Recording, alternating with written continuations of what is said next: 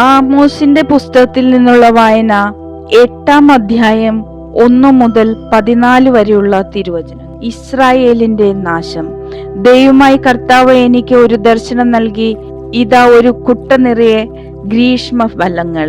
അവിടുന്ന് എന്നോട് ചോദിച്ചു, ആമോസ്, നീ എന്ത് കാണുന്നു? ഒരു കുട്ട ഗ്രീഷ്മഫലങ്ങൾ.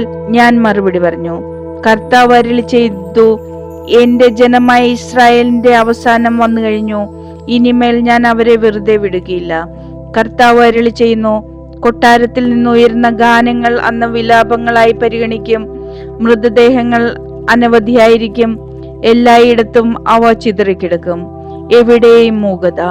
ദരിദ്രരെ ചവിട്ടി മെതിക്കുകയും പാവപ്പെട്ടവരെ നശിപ്പിക്കുകയും ചെയ്യുന്നവരെ കേൾക്കുവിൻ. ധാന്യങ്ങൾ വിറ്റഴിക്കേണ്ടതിന് അമാവാസി കഴിയുന്നതെപ്പോൾ?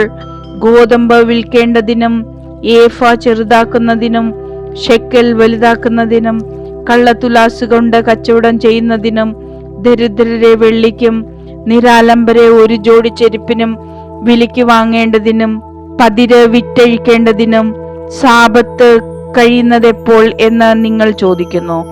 യാക്കോബിന്റെ അഭിമാനമാണ് കർത്താവ് ശപഥം ചെയ്യുന്നു, അവരുടെ പ്രവൃത്തികൾ ഞാൻ ഒരു നാളും മറക്കുകയില്ല. ഇത് നിമിത്തം ഭൂമി ഇളകി മറിയുകയും ഭൂവാസികൾ വിലപിക്കുകയും ചെയ്യുന്നില്ലേ? ദേശം മുഴുവൻ നൈൽ പോലെ പതഞ്ഞു പൊങ്ങും. ഈജിപ്തിലെ നൈൽ പോലെ ഇളകി മറിയും. ദൈവമായി കർത്താവ് അരുളി ചെയ്യുന്നു, അന്ന് മധ്യാഹ്നത്തിൽ സൂര്യൻ അസ്തമിക്കും.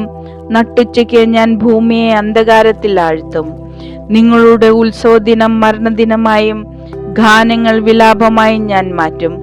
സകലരെയും ഞാൻ ചാക്കുടുപ്പിക്കും. എല്ലാ ശിരസും കഷണ്ടിയാക്കും. അത് ഏകജാതനെ കുറിച്ചുള്ള വിലാപം പോലെയാകും. ആ ദിനം അവസാനം വരെ തിക്തമായിരിക്കും.